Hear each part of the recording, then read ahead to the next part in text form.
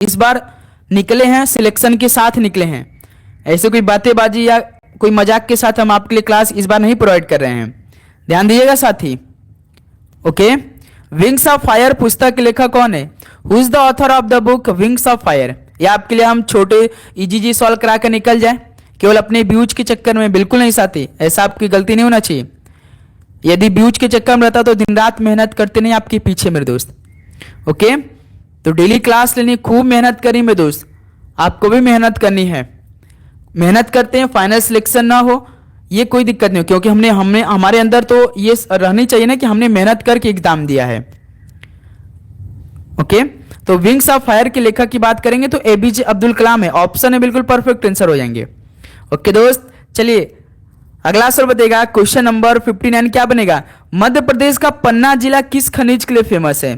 Panna district of Madhya Pradesh is famous for which mineral?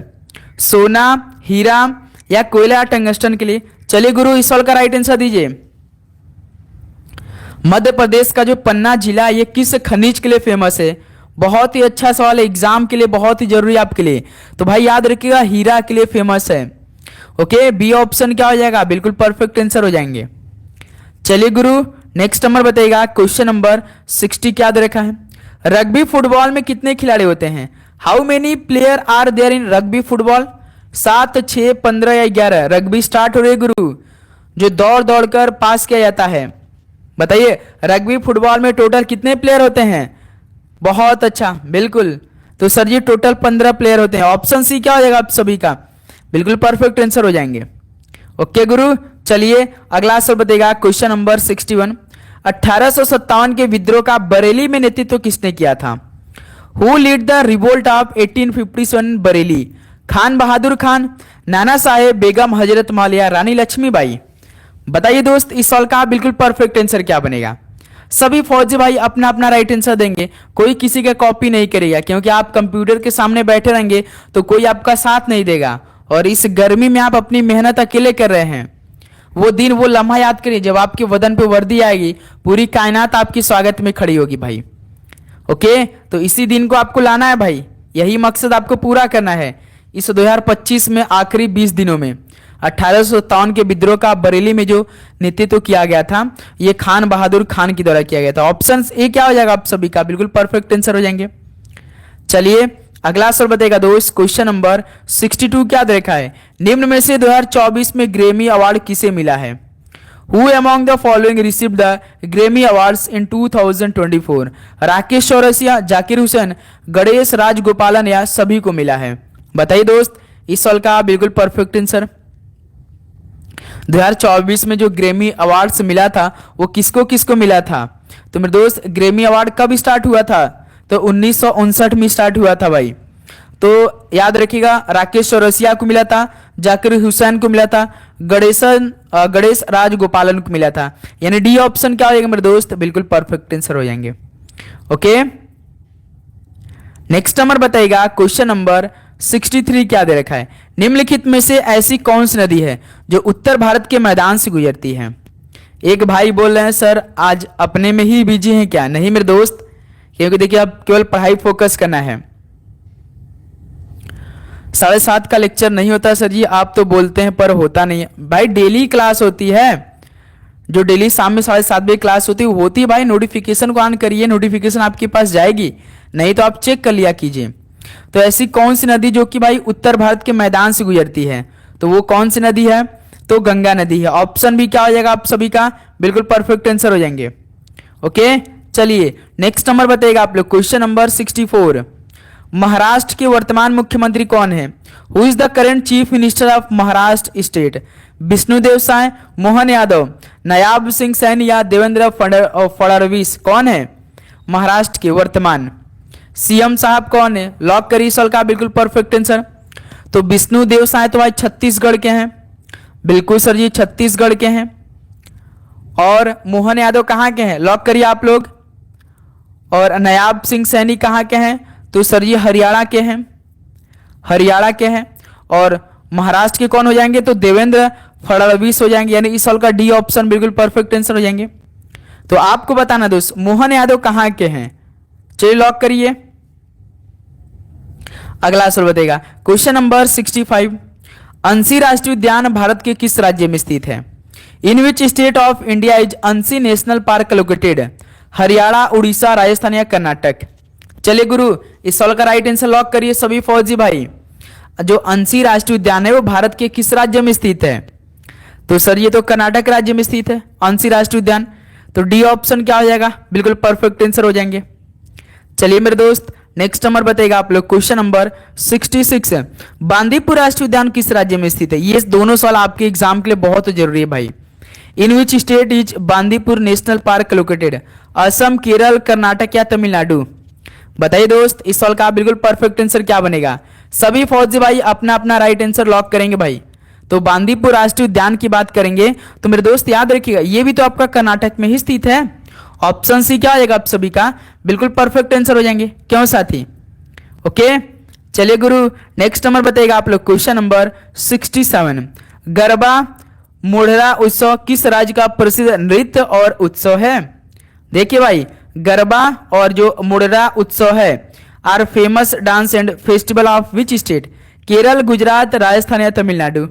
बताइए भाई, गरबा नृत्य मोढ़रा एक आपका फेस्टिवल है तो किस राज्य का है? तो गरबा तो आप सभी को मालूम होगा सर जी गुजरात का है। ऑप्शन बी क्या हो जाएगा? बिल्कुल परफेक्ट आंसर हो जाएंगे।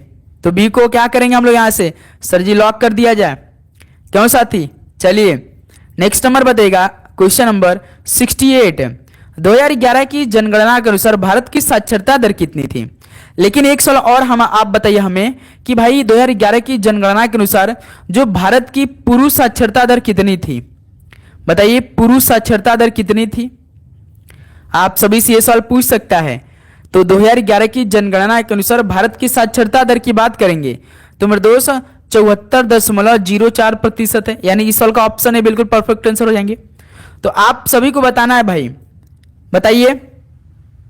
यशपी, सपना, बिल्कुल, रेजाइमेंट, जित्तू, राहुल भाई, अजीत, गौरव, निशु, विराट, सचिन, बताइए आप लोग कि पुरुष साक्षरता दर कितनी है? परसेंटेज में देना आप सभी को, परसेंटेज में देना है गुरु। सभी साथी का राइट आंसर आना चाहिए। बिल्कुल बहुत अच्छा। तो मेरे दोस्त जितने लोग दे रहे हैं 82.14%, ध्यान दीजिएगा उनका परफेक्ट आंसर गुरु याद के लिए आपके पेपर में बन सकते हैं भाई। छोटे छोटे ये बेसिक सवाल, यदि ये सवाल आपके पेपर में आ जाए तो याद रखिए 82.14% होगा। ओके गुरु, चलिए नेक्स्ट नंबर बताइएगा क्वेश्चन नंबर 69। प्रथम आंग्ल मराठा युद्ध कब हुआ था? When did the first Anglo Maratha war take place? 1780-84 में, 1775-82 में, 1798-99 या मेरे दोस्त 1790-92 में? सर कितने क्वेश्चन है? तो तुकाराम भाई टोटल 100 क्वेश्चन है। ध्यान दिए दोस्त, हम आपको मैराथन तो करा देंगे।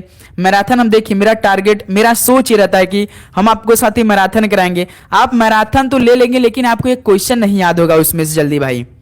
हम आपको क्लियर कर दे रहे हैं भाई।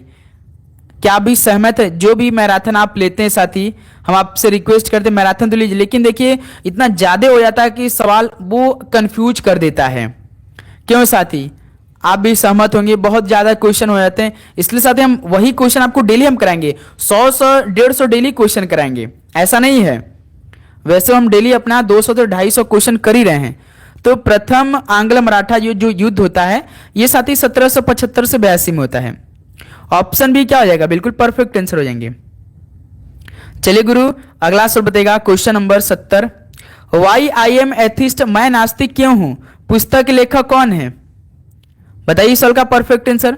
Who is the author of the book why am an atheist?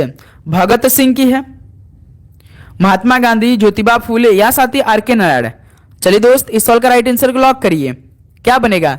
Y I am atheist, मैं नास्तिक क्यों है? तो ये साथी भगत सिंह की पुस्तक है। ऑप्शन क्या हो जाएगा? बिल्कुल परफेक्ट आंसर हो जाएंगे।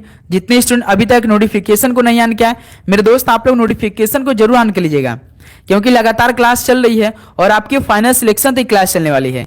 एक भी दिन क्लास रुकेगी नहीं, यहां तक कि एग्जाम के दिन भी आपकी क्लास हम लेंगे। ध्यान दीजिएगा। भारतीय सेना की मध्य कमान का मुख्यालय कहां स्थित है? Where is the headquarter of the central command of the Indian army located? Kolkata, Lucknow, Pune या चंडी मंदिर में?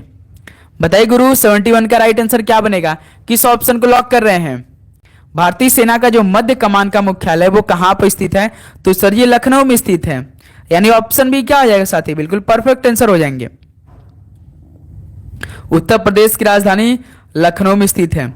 चलिए 72 नंबर। अब देखिए दोस्त, जो हमने आपको सॉल्व कराया ना, एक सवाल आपके पेपर में यहां से 2 नंबर आपको देकर जाएगा, तो इसलिए आप सभी से रिक्वेस्ट है कि जरूर पढ़िएगा भाई।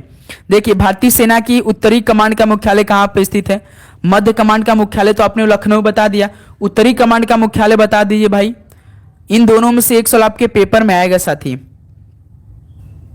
Where is the headquarter of the northern command of the Indian army located, Udhampur Jammu and Kashmir में स्थित है, या साथी पुणे महाराष्ट्र में, कोलकाता पश्चिम बंगाल, या चंडी मंडी हरियाणा में। तो भारतीय सेना की जो उत्तरी कमांड का मुख्यालय है तो ये साथी उधमपुर जम्मू कश्मीर में स्थित है। ध्यान दीजिएगा, ऑप्शन ही क्या होगी सवाल का, बिल्कुल परफेक्ट आंसर हो जाएंगे, इसलिए हम लोग एक को यहां से क्या करेंगे, लॉक कर देंगे। ओके साथी, चलिए एक और सवाल देखने हमने इसे लिया है क्योंकि आपके पेपर के लिए भाई हम कुछ भी कर सकते हैं, आपको फाइनल सिलेक्शन दिलाना है। तो भारतीय सेना की केंद्रीय कमांड का मुख्यालय कहां पे स्थित है, बताइए साथी, लॉक करिए सवाल का राइट आंसर। भारतीय सेना की केंद्रीय कमांड का मुख्यालय यानी where is the headquarter of the central command of the Indian army located. पूरा टॉपिक को क्लियर कर देंगे जहां से आपके पेपर में सवाल आएगा। तो भारतीय सेना की केंद्रीय कमांड का मुख्यालय की बात करेंगे तो ये साथी लखनऊ में स्थित है, ये भी साथी लखनऊ में स्थित है, लखनऊ उत्तर प्रदेश में। ओके, और भाई जो जयपुर राजस्थान में वो किसका मुख्यालय, तो दक्षिण पश्चिम का मुख्यालय है।